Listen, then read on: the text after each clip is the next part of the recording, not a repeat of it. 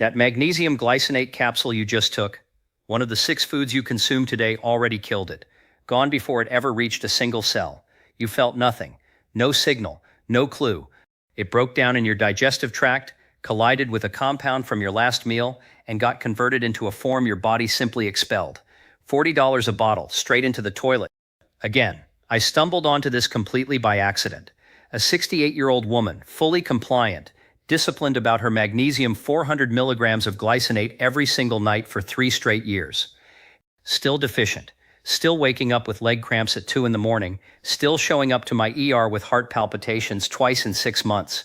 I ordered every relevant test, absorption panels, intracellular magnesium, RBC magnesium levels.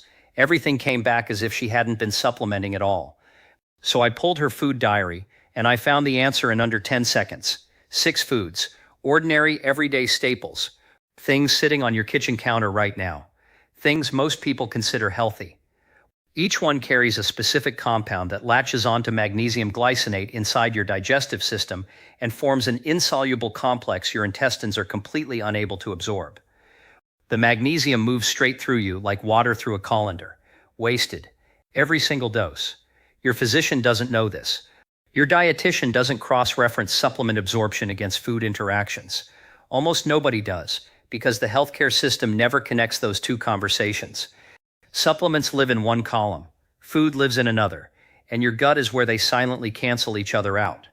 In this video, we'll go through all 6, ranked from least to most destructive. Stay with me, because number 3 is a food that virtually every health professional recommends eating daily, and it's wiping out your magnesium every time you eat it. All sources are linked in the description. Also, drop your birthday and the country you're watching from in the comments below. I personally read and replied to every single one. Now let's get into it. Food number 6, high calcium dairy products, taken close to your supplement. Let's start with one of the most widespread mistakes people make without ever realizing it. You swallow your magnesium glycinate, and within the same meal, or even the same hour, you drink a glass of milk, spoon through some yogurt, or eat a slice of cheese. Harmless enough, right? Both calcium and magnesium are essential minerals your body needs. What could go wrong? Here's the issue. Calcium and magnesium compete aggressively for the same absorption channels in your gut. Picture 2 people attempting to push through one narrow doorway simultaneously. Nobody gets through cleanly. When you flood your digestive system with calcium-rich dairy at the same time as your magnesium glycinate, you create a biochemical bottleneck at the cellular level. A study in the American Journal of Clinical Nutrition tested this head-on. Participants were given 400 milligrams of magnesium alongside varying quantities of calcium. When calcium in the same sitting exceeded 300 milligrams, magnesium absorption fell by as much as 40%. That's nearly half your supplement passing through your body and doing absolutely nothing. On top of that, specific proteins in dairy, called caseins, physically bind to magnesium molecules inside the stomach, forming insoluble complexes. Put simply, they create tiny clumps your body has no mechanism to break apart or absorb. A 2021 study published in the journal Nutrients confirmed that casein mineral binding slashed magnesium bioavailability by an additional 15 to 20% beyond the calcium competition alone. So you're being hit from 2 directions at once. The fix, thankfully, is straightforward. You don't need to give up dairy. Just separate it. Allow at least 2 hours between any significant dairy consumption and your magnesium glycinate. Yogurt at 7 a.m.? Don't take your supplement before 9. Taking magnesium at night? That warm glass of milk right before bed is quietly working against you.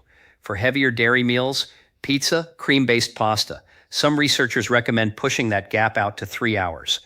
When you space them properly, studies show magnesium absorption bounces back to its normal range of 30 to 40%. That's the line between a supplement that does its job and one that's just an expensive habit. Food number 5. Unsoaked whole grains and high phytate cereals. This one blindsides people who think they're making the healthiest possible choices. Whole wheat bread, brown rice, oatmeal, bran cereals, you've been told repeatedly these are good for you, and in many respects they are. But pair them with magnesium glycinate, and you've created a serious problem. Whole grains are dense with something called phytic acid, or phytates. Phytic acid has earned the label anti-nutrient for a straightforward reason. It behaves like a molecular magnet inside your digestive tract, latching onto minerals, magnesium, zinc, iron, calcium, and holding on so tightly that your intestinal wall simply cannot extract them. The mineral phytate complex exits your body unabsorbed. A landmark study in the British Journal of Nutrition quantified this precisely.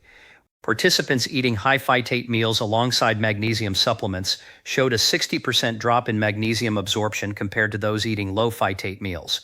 Not a minor dip, the majority of the supplement gone. A 2022 study in food chemistry added to this, finding that just 250 milligrams of phytic acid, roughly what's in a single bowl of unsweetened bran flakes, could bind up to 350 milligrams of magnesium. One bowl of cereal, one neutralized supplement dose. The good news, you don't have to abandon whole grains. The solution is in preparation, methods that traditional cultures actually practice for centuries. Soaking grains overnight cuts phytates content by 50 to 70%.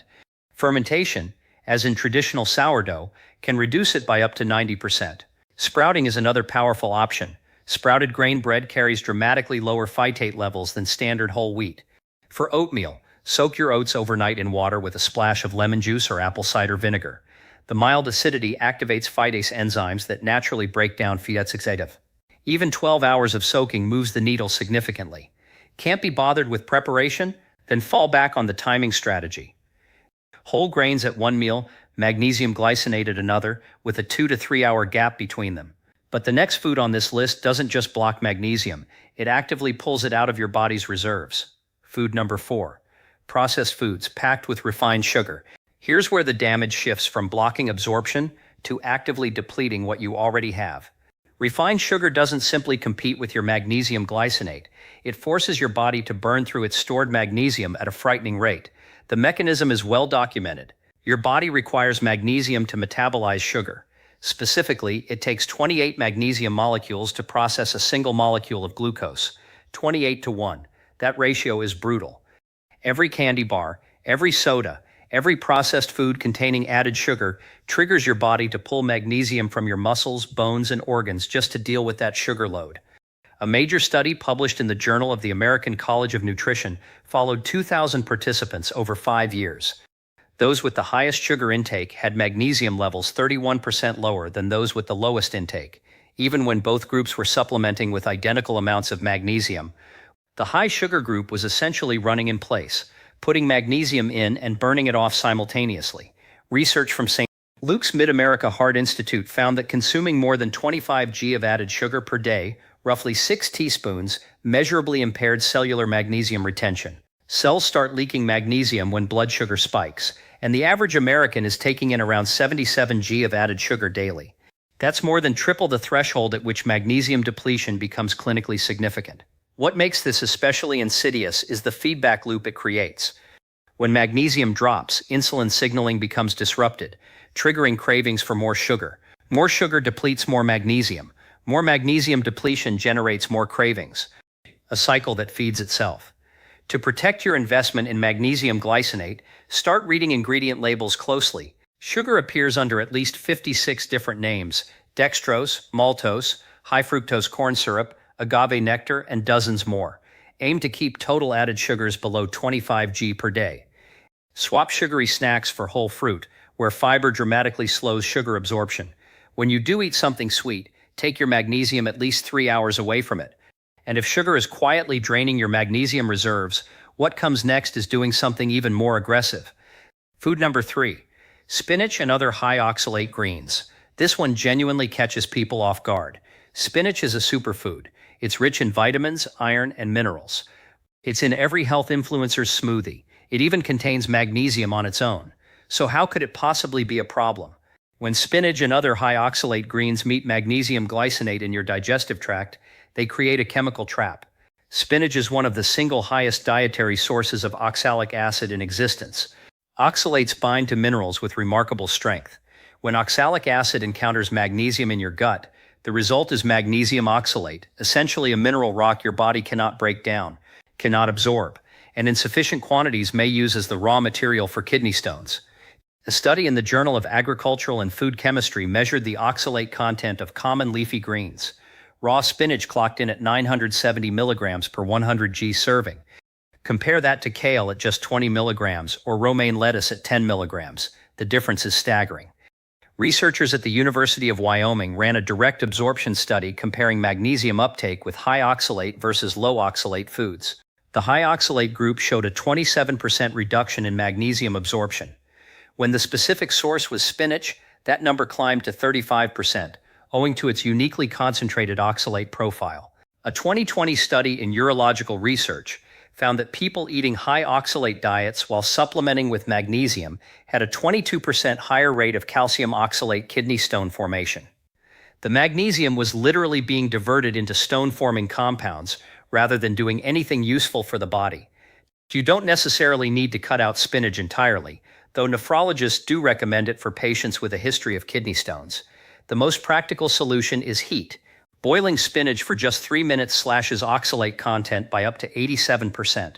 Steaming reduces it by around 42%.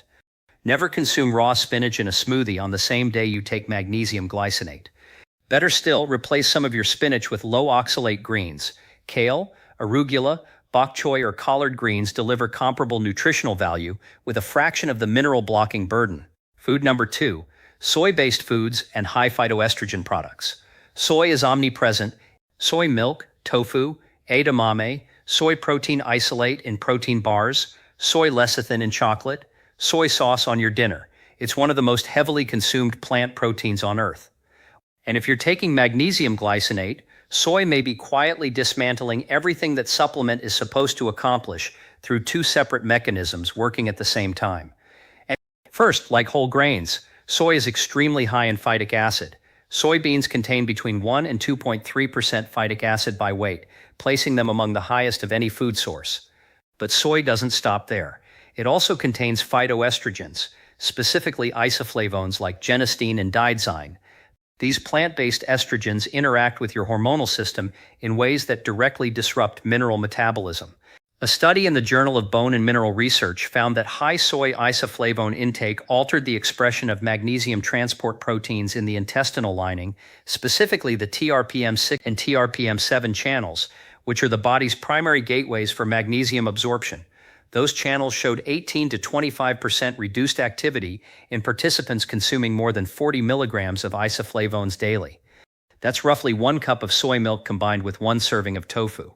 Researchers at Tokyo University of Agriculture ran a 12-week trial comparing magnesium levels in women on high soy versus low soy diets, both groups taking the same 400 milligrams magnesium glycinate supplement.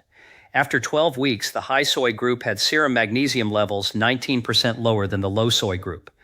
The dual attack, phytates binding magnesium in the gut and isoflavones suppressing the channels that transport it, makes soy uniquely damaging. A 2023 meta-analysis in phytomedicine reviewed 14 separate studies and concluded that regular soy consumption meaningfully impaired mineral absorption across the board, with magnesium being the most affected at an average reduction of 23%. The workaround: fermented soy products are dramatically safer than unfermented ones. Tempeh, miso, and natto undergo fermentation that eliminates 40 to 60% of the phytic acid and partially neutralizes isoflavone activity. If you eat tofu regularly, opt for firm or extra firm varieties and press them thoroughly before cooking. Keep unfermented soy to no more than 1 serving per day when supplementing, and build in at least 3 hours between any soy-containing meal and your supplement. Food number 1, coffee and high caffeine beverages. This is the one, the most damaging item on this entire list, the one affecting more people than anything else we've covered. And the research behind it is genuinely staggering. Coffee, tea, energy drinks, pre-workout formulas, and any beverage with meaningful caffeine content is potentially destroying your magnesium glycinate supplementation from multiple angles, simultaneously. More than 85% of American adults consume caffeine every single day, with average intake sitting around 300 milligrams, roughly 3 standard cups of coffee. And every single one of those cups is actively undermining your magnesium levels. Here's what caffeine does to you. First, it's a potent diuretic. It drives up urine output substantially. And magnesium is one of the primary minerals lost when urination increases. A Harvard Medical School study tracked urinary magnesium excretion in coffee drinkers versus non-drinkers. The coffee group was excreting 32% more magnesium through urine every single day. Over a week, that accumulates to the equivalent of losing more than 2 complete supplement doses, flushed away before they could do anything useful. But urinary loss is only half the story. Caffeine also interferes directly with magnesium absorption inside the intestines. Research published in Alimentary Pharmacology and Therapeutics showed that caffeine consumption within 1 hour of taking magnesium reduced absorption rates by 70%. Nearly 3/4 of your supplement eliminated because of your morning cup. Then there are tannins, the polyphenolic compounds found in both coffee and tea. These bind to magnesium ions and form complexes that resist digestion entirely. A 2022 study in the European Journal of Nutrition found that coffee tannins alone reduced mineral bioavailability by an additional 12 to 18%, stacked on top of caffeine's diuretic effect. Combined, the total impact of coffee on your magnesium supplement can surpass 80% reduction. You're retaining almost nothing, and the long-term picture is even more alarming. Chronic caffeine use actually restructures how your kidneys manage magnesium. A 10-year longitudinal study in the American Journal of Kidney Diseases found that heavy coffee drinkers, 4 or more cups daily, had measurably impaired renal magnesium reabsorption, even during periods of abstinence from coffee. Their kidneys had essentially been rewired to discard it. I'm not going to suggest you quit coffee entirely. That's not realistic. But you must create a deliberate buffer between your caffeine intake and your magnesium glycinate. The minimum effective gap is 2 hours. Research suggests 3 to 4 hours is optimal. Morning coffee drinker. Take your magnesium at lunch or better yet, before bed, which also happens to be the ideal timing because magnesium glycinate supports relaxation and sleep quality. Afternoon coffee habit. Consolidate your caffeine to a morning window and take your supplement in the evening. Even reducing total daily caffeine to under 200 milligrams, about 2 smaller cups, meaningfully preserves your magnesium stores. Swap afternoon coffee for an herbal tea, which carries no caffeine and no mineral-blocking tannins. So there you have it. 6 incredibly common foods that may be completely undermining your magnesium glycinate supplement. Dairy competing for the same absorption doorways. Whole grains loaded with phytic acid acting as a mineral magnet. Refined sugar forcing your body to torch its own magnesium reserves. Spinach converting your supplement into literal mineral crystals. Soy hitting your gut with a dual-action attack. And coffee delivering a potentially 80% absorption wipeout that most people never see coming. The pattern running through all of this is consistent. Timing matters, preparation matters, awareness matters. You don't have to eliminate any of these foods permanently, but you do need to be intentional about when you eat them in relation to when you take your supplement. A 2 to 3 hour window can be the entire difference between a supplement that transforms your health and one that does absolutely nothing. You have the knowledge now. Use it. If this opened your eyes, hit subscribe. It's free, and it helps us keep delivering this kind of research-backed content that can genuinely move the needle on your health. Thanks for watching.